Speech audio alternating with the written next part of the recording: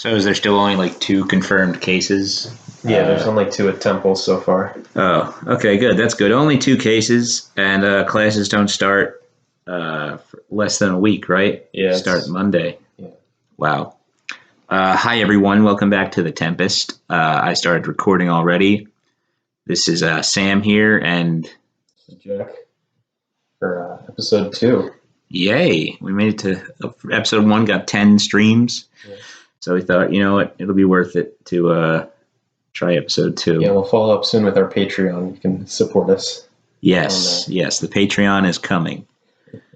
Something we talked about last week that I want to clarify right now, since we kind of I was really misinformed on it and just mentioned it, but the Belarus thing. Mm. So to be clear, the opposition is mostly Nazis.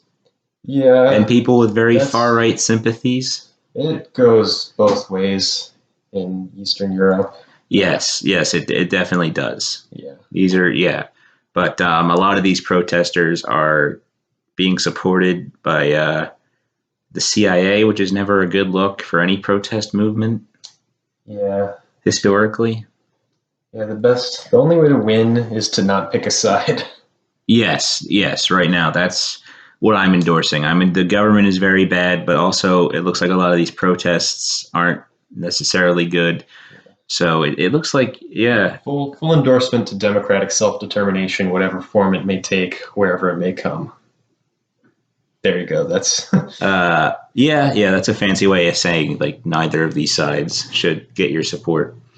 But anyway, speaking of foreign affairs, the UAE, Jack, do you want to quickly explain what's going on with Israel and the UAE? So the United Arab Emirates and Israel just recently normalized relations, sort of recognizing one another. This is one of a few Arab states that has recognized Israel through diplomatic relations. There have been a lot of sort of back and forth talks between the two of them, but ultimately this is a pretty big step towards establishing sort of diplomacy in the region. Whether or not that means Trump is actually going to be nominated for a Nobel Peace Prize, unclear, but he is taking all the credit. He is taking all the credit, whether or not it is due. Personally, I think it was Kushner. Jared Kushner definitely set this up. This is well within his purview and area of expertise. Yeah, the all-powerful Jared. Yeah. Speaking of Trump, he tweeted today, if you can protest in person, you can vote in person. Honestly, I'm waiting for looting by mail. That's what I want to start doing. I sort of I gotta feel like I kind of agree with them, though, because we did sort of take this this stay inside business. We put it to rest when we started going to protest, and going to protest was good. Yeah, I just think that's unfair to the people that didn't go to the protests. Yes, there are a lot of people who didn't go to protests, even though they sympathized with the cause, because they were probably immunocompromised or whatever the case may be, or maybe they were older. But to be clear, this isn't any endorsement of what Trump's doing to the United States Postal Service. It's insane. And the opposition to him from the Democratic Party has been so disappointingly weak. I think Chuck Schumer tweeted a male-based pun the other day. There have been a lot of puns coming out on Twitter. From the Democrats instead of trying to stop them. Yeah. Somebody contact whoever can help us. Who could change this? What could we possibly do? Says the Senate Minority Leader and Speaker of the House. Yeah. So there seems to be nobody really. He's sort of just on a hell path of destroying one of our most sacred institutions. He has said he's backing off from doing so. I mean, after the House reconvened with this sort of at the forefront, the public outcry has been enough pushback to lead them to reconsider their move to defund and destroy the Postal Service, which it's not a new thing. I mean, since basically 2000, the Postal Service has been declined through both the Bush and Obama administrations. So I wouldn't call this anything new, just broader in scale. And That's sort of like all of Trump's policies are like things that were really already in place, just yeah, for some reason being put under a magnifying glass and yes. blown up. Like especially with his immigration, like Yeah, it's the whole children in cages. But, you know, Obama built those cages, but also like certainly didn't fill them. To put um, it. yeah. Well, a lot of his immigration policies were already in place. They're just like for some reason Enforced. being made harsher. Like the language of them is being like a lot harsher, and that's sort of like a weird thing going on, Yeah. which really adds to my theory that Trump is just a culture war candidate. Like he doesn't really stand or believe in anything, and he just is really a referendum on culture in America. Exactly, which is what we're seeing in the upcoming RNC with their choice for speakers. They're bringing the Covington kid, the kid who like smiled at a Native American, and We've got the rich lawyer couple from St. Louis. that were waving guns in the face of peaceful protesters. Which, yeah, those are examples of the culture war for sure. And I don't think there could be any more like apparent thing than like a bunch of like black people marching peacefully down the street to like protest like harm being done to them in their community, and like this white couple just waving gun. That is like the culture war right now that we have for some reason. And there's really no liberal leftist equivalent of that. Like, who could they call at the DNC that would bring like that level of notoriety? Who is the woman that pretended to be black? Rachel Dolezal. Yeah, Richard. Yeah, her and the author of White Fragility. But they haven't reached like the level of publicity or even public scorn. um, You would have to get like, I mean, the only person I can think of that would match sort of like the vitriol that these people have endured is like bringing Ilhan Omar to do a speech at the DNC, and they could never do that because even though she's a Democrat, they try and like put a distance between themselves and her. I guess like Michelle Obama then, because the only people who get like mad at Michelle Obama are the most deranged Absolutely. like Republican voters. Yeah. Like the most like the even like independents, like I don't think even ones that are leaning Trump don't really care about her. Yeah. But there's just this minor fraction of like the Republican Party voting base that just has this insane obsessive like hatred towards her. Yeah.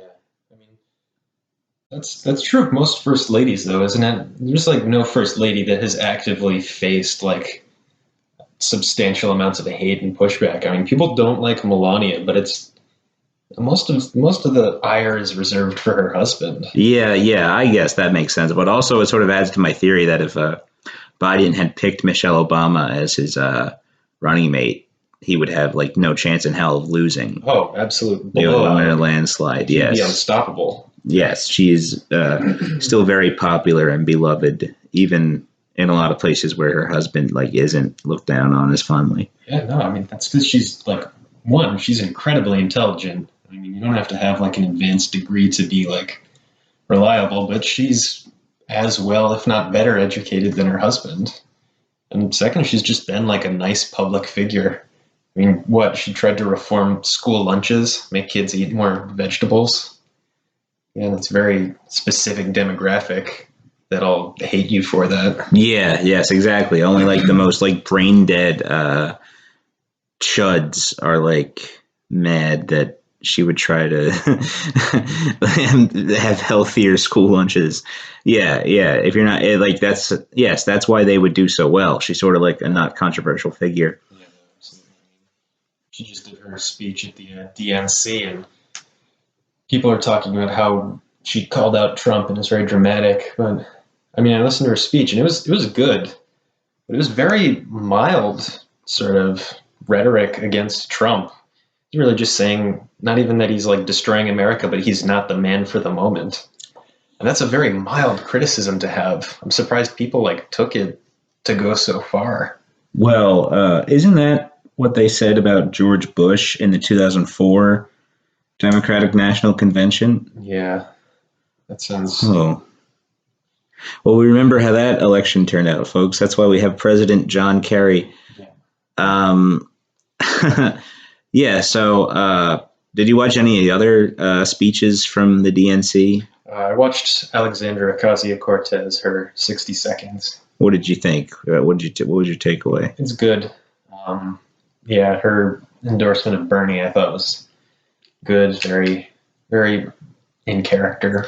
Now, a lot of people don't understand this, but that endorsement was at the convention was procedural, right? Yeah, she was a delegate from. Yeah, she was a delegate, so she really wasn't. So the way the media is acting, like what she did was crazy. Like that was like she's a delegate. She's required by all the rules of the convention to do that. So people praising her for it and people like condemning her for it really have a severe misunderstanding of just how this entire process works. Oh, certainly.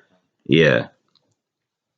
But I think it's great that she only got 60 seconds. Yeah. I mean,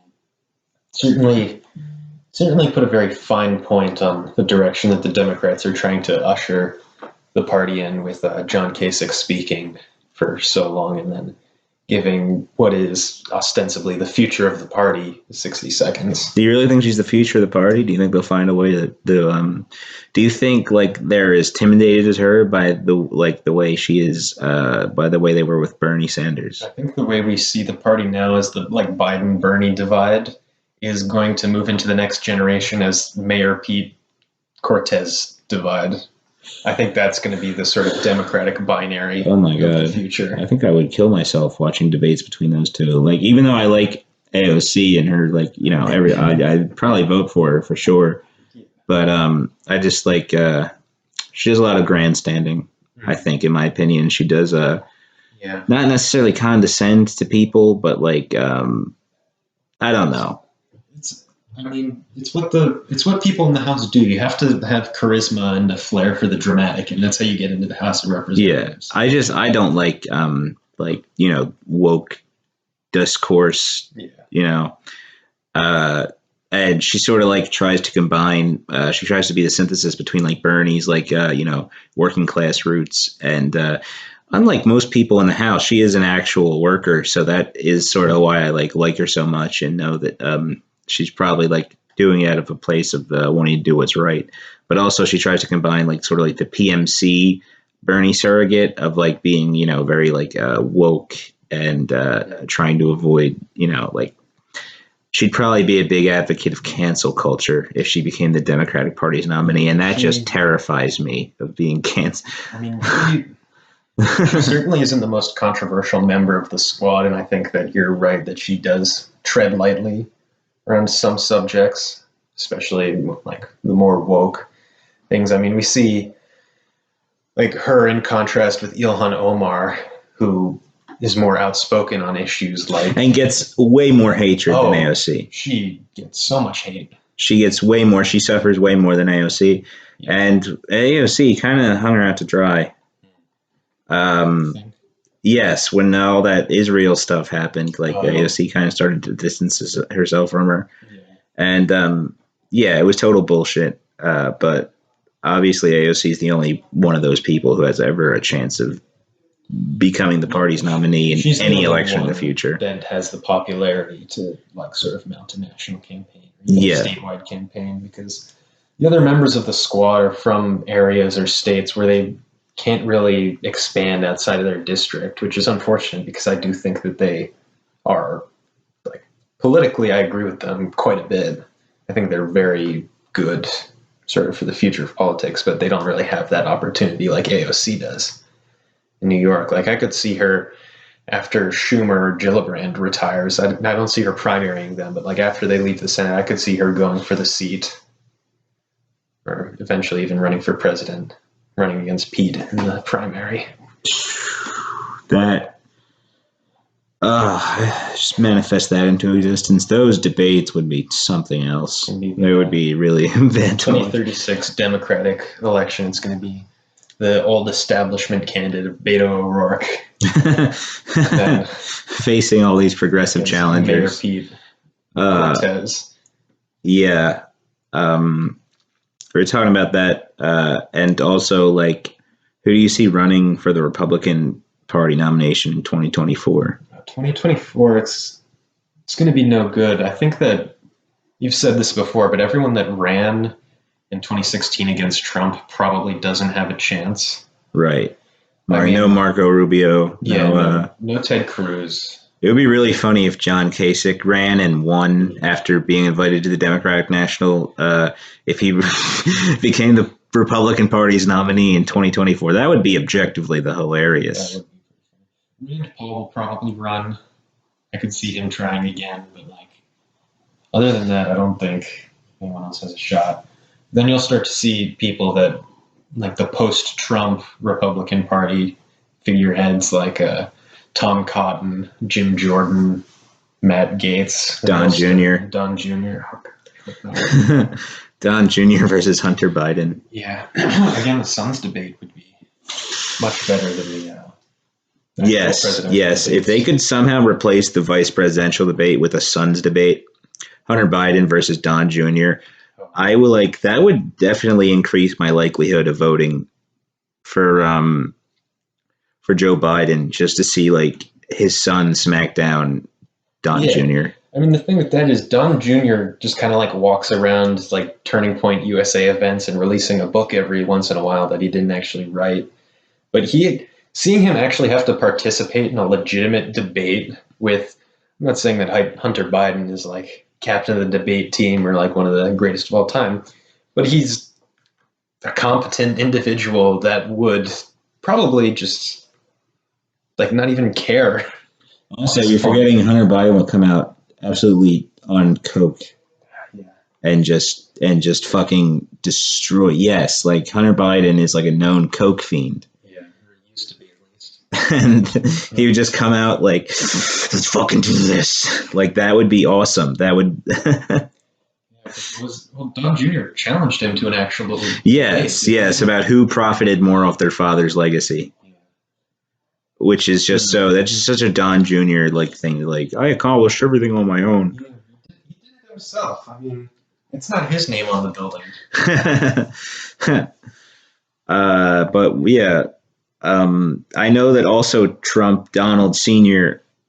offered to do more debates than just 3 with Biden, because you know how they always do 3. Yeah, does he want one hosted by OAN? I don't know that, but I do know that he pitched like more debates, because his whole thing is resting on the debates, because he subscribed to the theory that's totally just really only online that I've seen it, where that like Biden's like mental health is deteriorated to nothing, and he's just going to get up there and just own him for an hour, and that's somehow going to swing the election his way.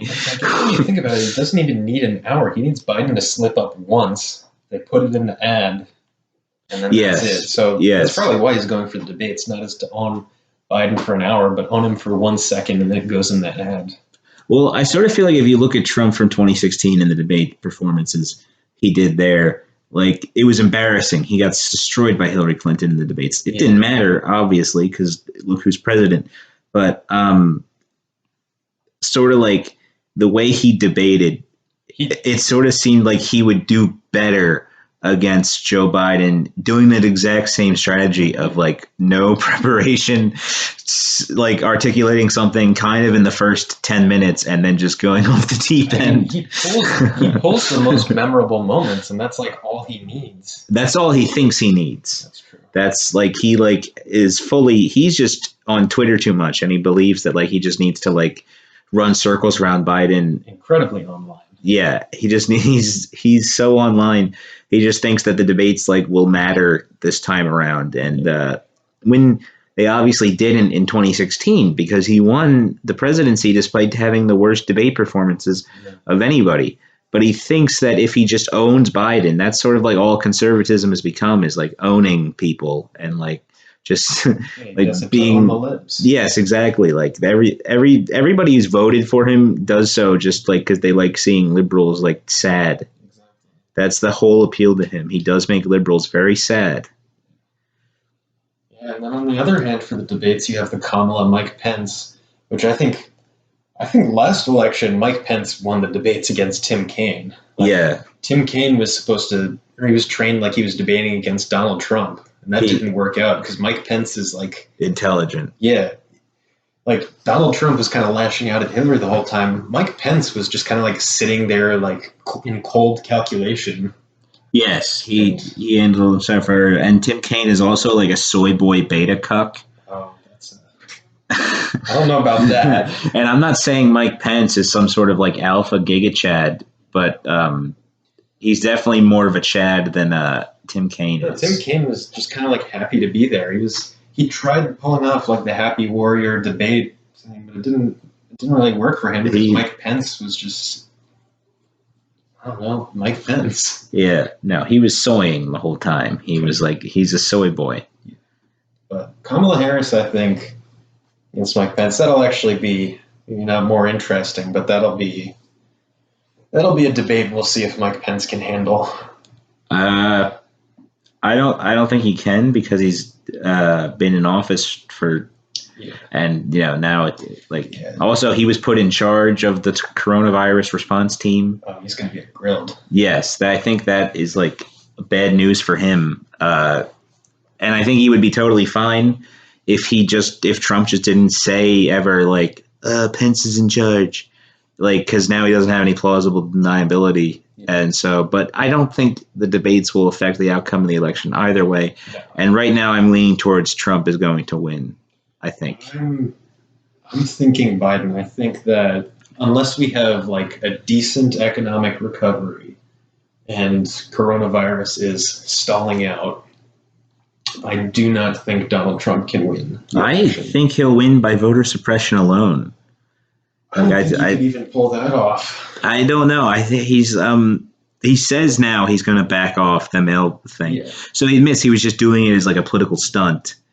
And but I think he's done enough damage to like people are now going to question the mail as an institution, and they might not like. I already know everybody's saying like all the people who are like stay inside, wear your mask, are saying like don't vote by mail, just fill in your ballot, your paper ballot, and then take it to the election office. So now a lot of people who might vote by mail might not know that you can drop it off someplace instead of putting it in a mailbox.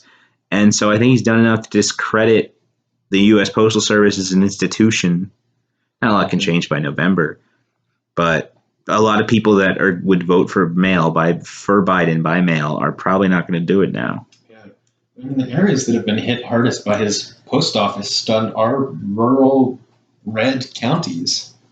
Think about it. I don't think pulling that stunt helped him politically because the voters he was suppressing were just as many of his own as Biden's. I'd have to look you up and fact check you on that. Yeah. I didn't hear that they were sending them to red counties. I don't think he would do. I think he knows who's going to vote for him and who's not. Yeah. But his plan is to, and not only that, but we saw what he did in Portland. What Homeland Security did in Portland could be done to any major city. That's true. When they tried it in Chicago, they were going to try it in Chicago, send in the federal armed forces or whatever they want to be called, the goon squad. Yeah, they could do that in Philly.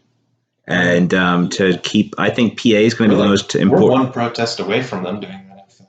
Yes. We have one more protest large enough that they send them. For sure. But I feel like Pennsylvania is definitely going to be the most important state in this election, without a doubt. Mm-hmm. The most, this will be like the new Florida. Like it's going to come down to PA. And I think that Trump, he has very few political instincts.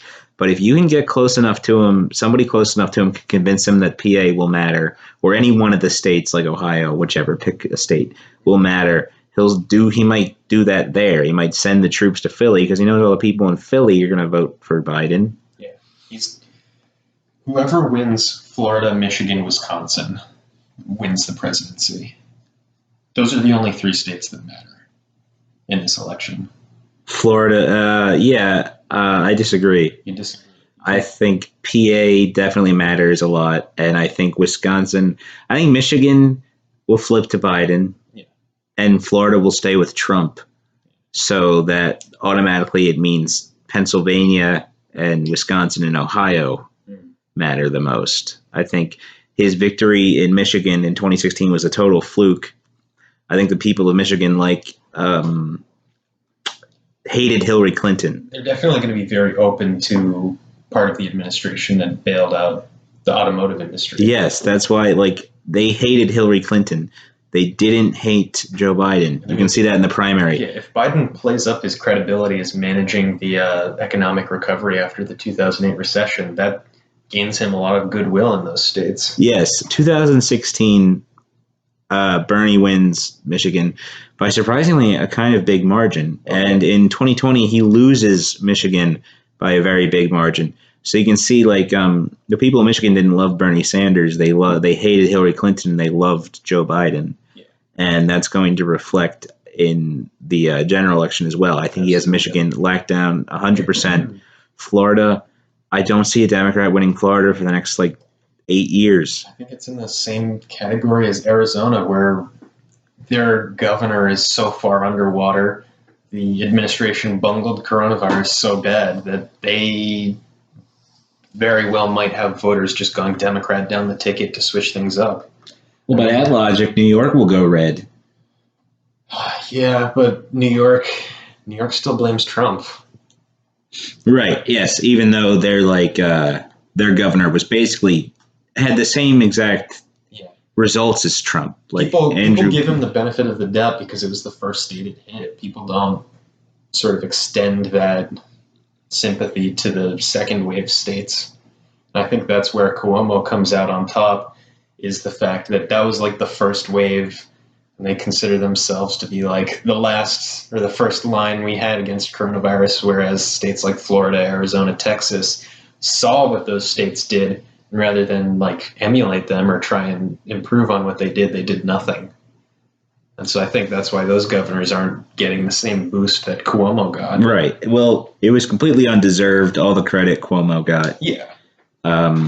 He was basically governed the same way as Trump in genocidal warpath, practically. The two of them are violently incompetent. He wrote a book about his response during his response, which means that he was either spending all his time dictating to his ghostwriter or he was helping people. And I sort of think, you can guess which one he was more interested in doing, because they had a mass grave. They had to discuss mass graves in New York City. Yeah. And he cut Medicare and Social Security or Medicaid, and he forced nursery home victims to accept confirmed cases. Yeah. Yes, he completely bungled it, and he's already the front runner for 2024. Oh yeah. But I mean, whoever's the front runner at this stage is usually not the nominee. Yeah, Nobody. Who are they even thinking in 2016 was going to be the Democratic front runner in 2020? Elizabeth Warren, Kamala Harris. I think they thought it was Bernie. You thought it was Bernie? Yes, I thought, and that's sort of why they made Joe Biden run, because he was the only person who could have stopped Bernie. No, I think it was commonly accepted that nobody ever accepted he was running. As soon as Donald Trump was inaugurated, he started running again. He never stopped running for president. Yeah. I think that's sort of been the line about him. And I think that's the reason why they pressured Joe Biden into running, because he's the only one, they couldn't have put up anybody else that could have stopped Bernie, except a high profile Obama person that wasn't Hillary Clinton. Yeah. Which leaves who? Joe Biden. Yeah. Or John Kerry. I mean, how that panned out. No one's going to let John Kerry anywhere near the White House. Yeah, not after. Did you see the Billy Porter and video of For What It's Worth? That was very bizarre. That was the worst thing I've ever seen in my life. That was really, really bad. And that's why I saw that video get posted everywhere, and people were like, "Are they trying to throw the election?" Yeah, no, I didn't think it was real when I first saw it. I thought it was. Yeah, if you are listening to this podcast, I want you to pause it right now and pull up the Billy Porter For What It's Worth cover from the 2020 Democratic National Convention. It's so bizarre. Yeah, and makes me genuinely uncomfortable. It was terrible. Yeah, and a lot of people are like they don't want to win. Like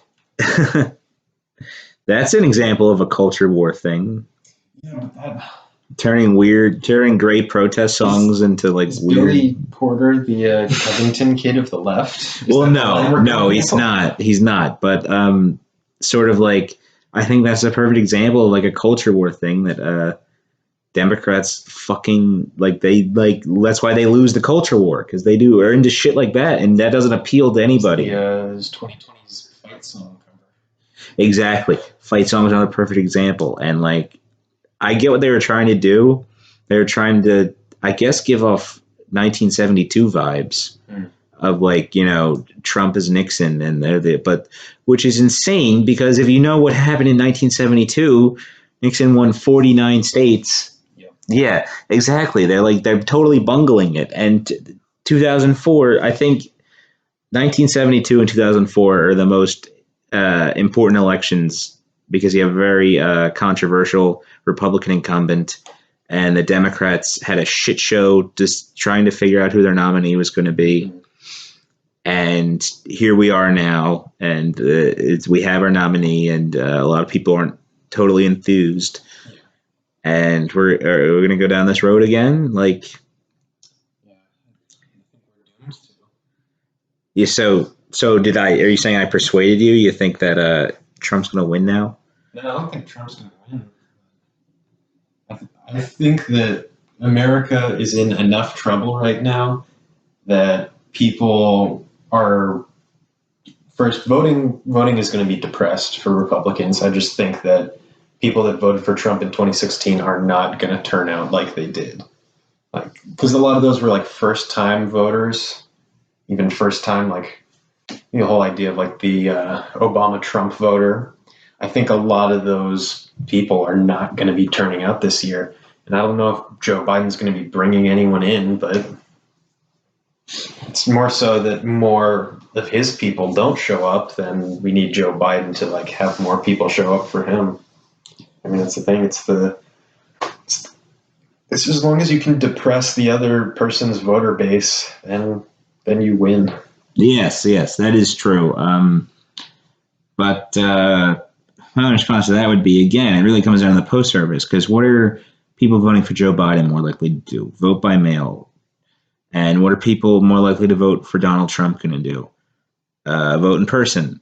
So when you have that dilemma, and Trump is going to try his best to just say, let's not count the votes that were done by mail. And obviously, I think that would probably have like a huge upset. But yeah, I totally don't think his victory will be legitimate. But I think he has the resources he wants to cheat. Yeah, well, if that's what ends up happening, it's not gonna look like 2004 or 1972. It's gonna look like 2000. Yes, it's gonna go to the Supreme Court. That's also probably true. And if it goes to the Supreme Court, Trump wins.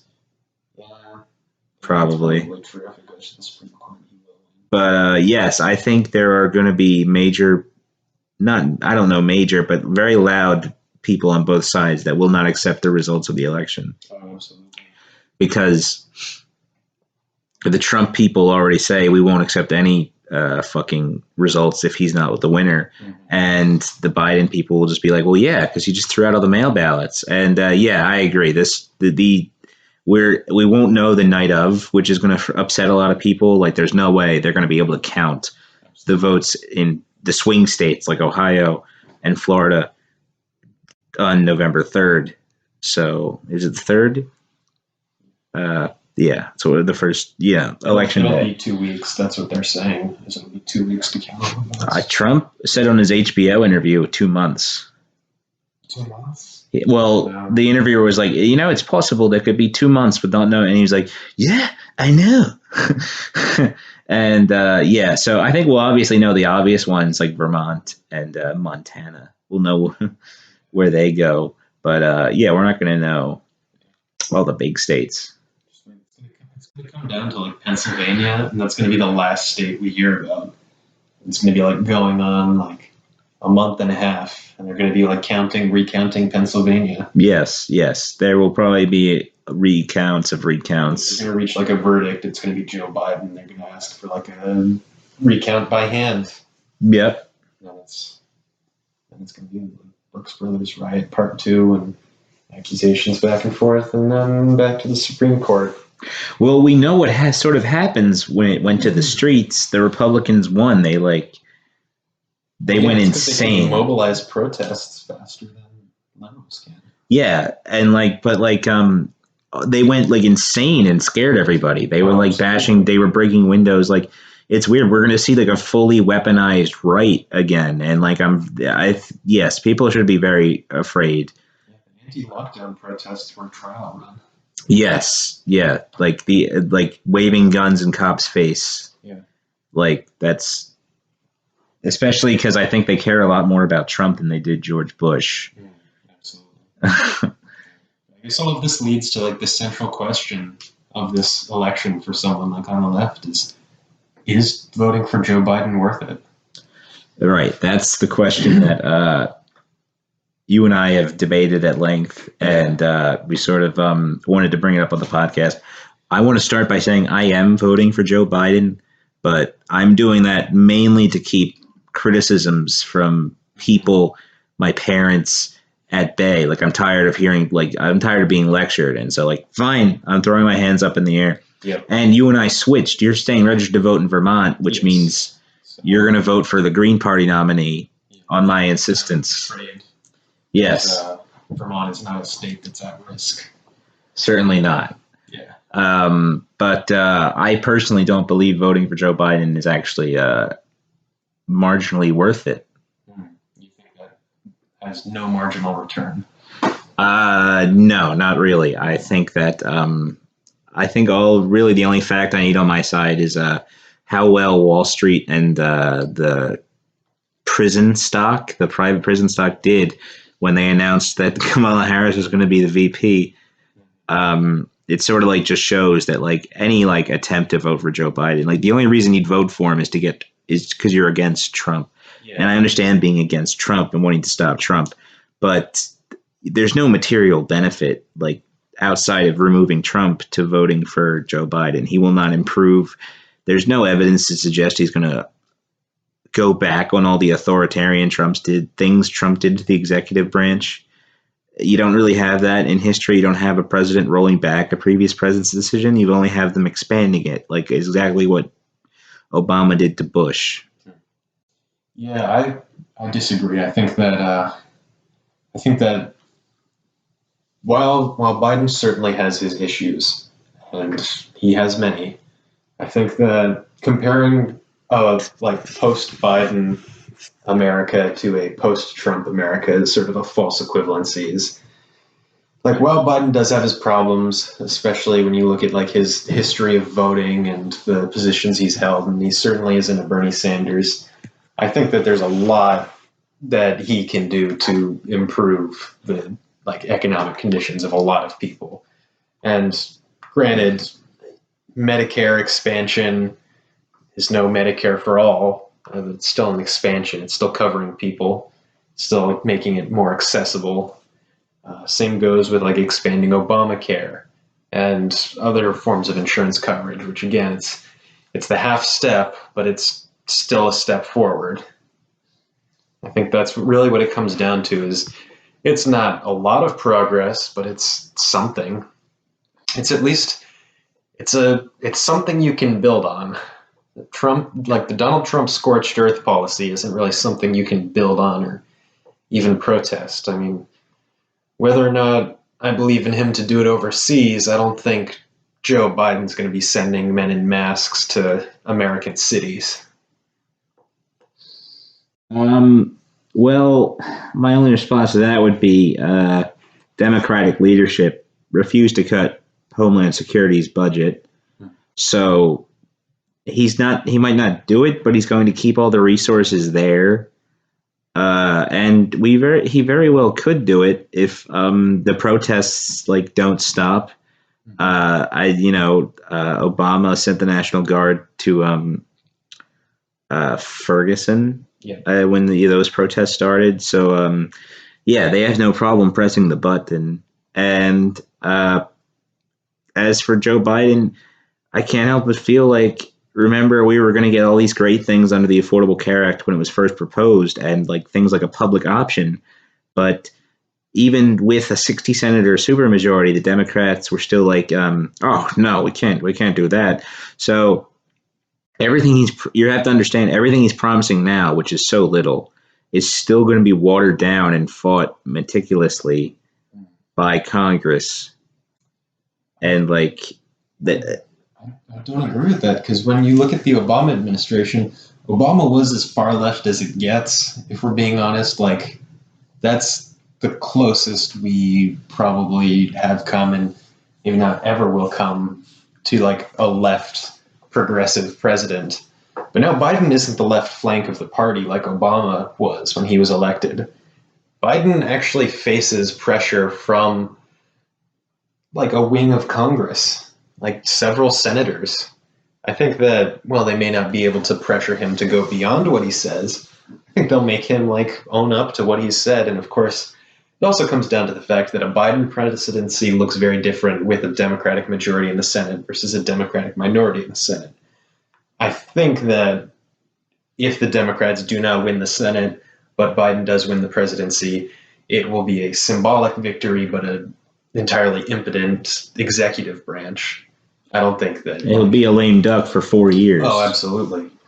And I don't think that's like, I don't think we'll see too much change, but I think he can start to roll back executive orders that Trump did. And there will be some undoing of the issues created by the Trump presidency, but I don't think we'll see any change on the scale that we would like to. But if he does win a Senate majority, we will see steps that are in a direction that does look like not left, but like left of center. Really, you think? All right, so let's say right now we're far right. Trump's a far right president. The politics of the country are governed by the far right. I'd say just right wing populism. It's not even like far right. It's just anything to get the base going. Whatever. We can agree it's right wing and it's pretty close to the edge. You think so? Then after that, we have the center right, the center left, and the left. You think Biden's going to skip over center right, center to go all the way to the center left? Yeah, I do. Maybe not on every issue. I can see foreign policy, him definitely sticking around the center right. But, there's a complete. I think if Bernie got elected president, he would go to the right on foreign policy. I just don't think you can have a left wing foreign policy in this country. But I mean, you look at his proposals on climate action. That's like leaps and bounds ahead of what Trump is doing. I mean, he's been working with like delegates from the Sunrise Movement, like different youth movements for like economic and environmental equity and like. Yeah, but aren't they? The big story today is that it's like a disclaimer thing. Like, him and Harris made some bold proposal regarding climate change, and like, there's literally like a disclaimer thing in all the articles. Like, actually, this has not been put on the 2020 Democratic Party platform. Yeah, I mean, again, we're not going to be getting a Green New Deal, but we can at least.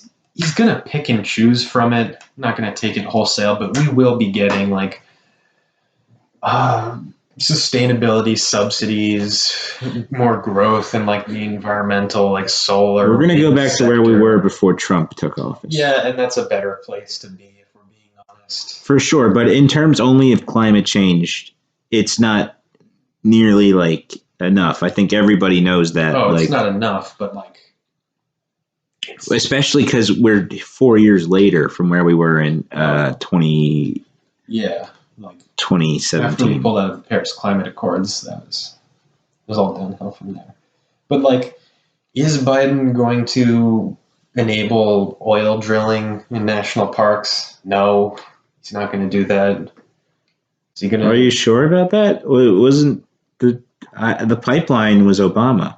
Yeah, but I think that. Since then, people have realized, oh, this is actually not popular. It's not viable anymore. It's not a way to be doing things. I mean, if you look at like oil as sort of a political player, it doesn't have the same clout that it did in the like early 2000s. It's not really that much of a driving force for policy anymore. Yeah, it's true. People don't, even Republicans sort of love oil a little bit less Yeah, they're all about nowadays. Yeah, thank you, Donald. But I don't know. I just think the same administration that, because he'd be bringing all the Obama people back. Yeah. So he would bring back the same people that thought, oh, yeah, we can totally do the Dakota Access Pipeline. Like, come on, President Joe, let's build these fucking pipelines. I don't think it's going to be completely the Obama team. I think it's going to be a lot of younger people that he's going to try and bring in. Yes, he'll bring in the Mayor Pete's of the. This is something he said. We're talking about something the man said. He said, "My job is to get ready for the Mayor Pete's of the world." So he'll just be bringing in the children of the Obama people, who share the same ideology as their parents. Yes. To some degree, yes. To the biggest degree, yes. Yes, but like. And we look at what the generation after Trump is going to be, and he's going to be bringing in the children of his cabinet and all those people that share that ideology, but worse. It's going to be like the Matt Gaetz, the Laura Loomer, the Don Juniors of the world. And I would rather have a like post-Obama like Democratic Party than like a post-Trump Republican Party. Yes, of course. Like everyone agrees that like there is like some sort of like semi improvement of life, but it's really not substantial enough, I think, to like for all this moral posturing about voting, and the lesser of two evils argument sort of always has pushed the country further to the right. Oh, absolutely.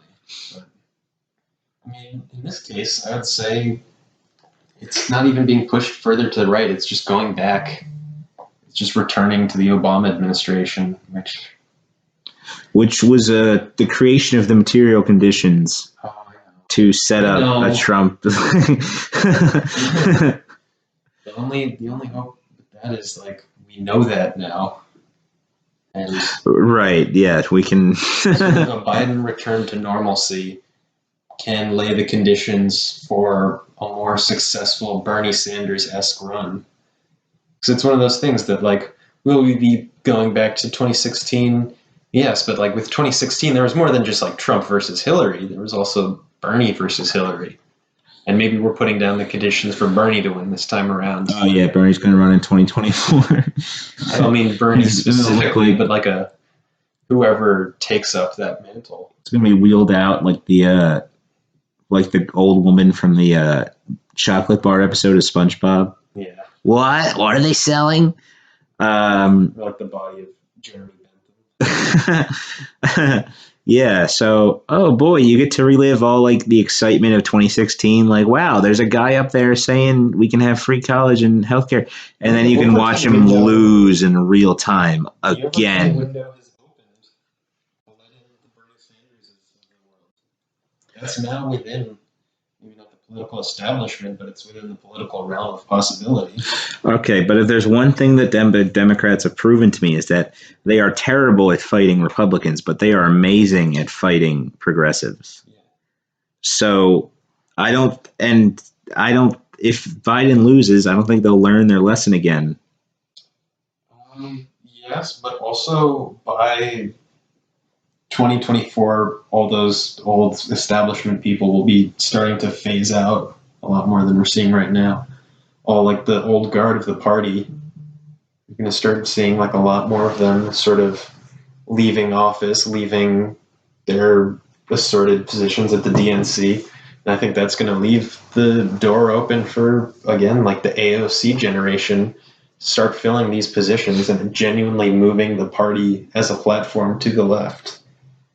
Now, will that be done more effectively if Trump wins re-election? No, I don't think so. I think that if Trump does another 4 years and just changes more stuff, we're going to see even bigger sort of, we need back to normal move. We're not going to see a Biden presidency, but then we're going to see like a Amy Klobuchar presidency. Something like that, where it's even to the right of where Obama was, just because like we want the familiarity back. But Biden bringing back that familiarity will actually help us move into the future rather than keep chasing the past. Right. That is the first convincing argument you've made, for sure. But also, like, I just think you're still being a little too optimistic with all this. Like, the Democratic Party is just. I think the only argument to be made for voting for Biden is like it's literally like buying the left time to come up with a different plan but we have to accept that plan is not really in the Democratic Party. It's a lot easier to navigate the political landscape when you're not being tear gassed, and I guess that's yes. That's the only argument is like Biden could possibly lift his boot off the neck a little bit, but that's still a huge gamble that left wing people would be taking because there's really not a lot in Biden's history to prove that he's willing to compromise with the left, especially when he's having, people like John Kasich at the Democratic National Convention. So, I mean, he knows there's only right to go, like voter-wise. He's not going to appeal to the left. Yes, fine. But I don't think he can win the right either. Yeah. I lost my train of thought. The only reason to vote for Biden is to lessen the effects. But you're still asking left-wing people to take a huge leap of faith off of a man who's never really been there on the right side of history ever. And so that's sort of like why there's a lot of like adversity, right, or a lot of issues right now with this election. Bernie people are being asked really to, like, at this point, risk their lives to vote for someone who has never wanted to be their ally, has this chance now to reach out to them and is reaching out to the John Kasichs of the world instead. I mean, is a Biden presidency going to push, like, and promote the sort of causes that you would like? No, definitely not. I mean, but is it the first step in actually, like, moving forward? Yeah. And I don't see any way forward under Donald Trump. Whether or not, if Biden becomes president, is just a thoroughly moderate candidate, brings everything back to normal. I guess that's better than a even sharper turn to the right. But when it comes down to it, will Joe Biden disappoint me? Almost undoubtedly. He will do probably some bad things in office, if I'm being honest. Am I still going to vote for him instead of Trump? Yes, because I think morally, when it comes down to it, that's the right thing to do. And I don't see a way future with Donald Trump serving another 4 years, but I do see a future with Joe Biden. Right. Well, I don't think it's the moral thing to do. I think it's something that everyone's going to do to make themselves feel better. And if he loses, you can claim, hey, it wasn't my fault, which is legit. That's one of the reasons why I'm doing it. I don't think if Joe Biden loses, it's not the left's fault. If Joe Biden loses, that's Joe Biden's fault. Yes, 100%. Yes, of course. But I think a lot of left-wing people, a lot of Bernie people are going to vote for him, and it's a very selfish thing but it's not unfair. It's to make yourself feel better. Mm-hmm. And so it's not at all a morally superior thing to do. And not voting for him doesn't make you a bad person. I think that opinion is completely understandable and justifiable. Yes, you're not really voting for him, to make the world a better place. I'm not voting for him. As much as I hate to say it, it's a vote against Trump more than it's a vote for Joe Biden. But when that's what it comes down to, I think the choice is pretty clear. Well, it doesn't look like we're going to change each other's minds on this. So it's definitely very good. We made it almost to an hour this time on the episode. Yeah, we had a lot to say, clearly. Not a very funny one. Not as funny as the last episode, but that's okay.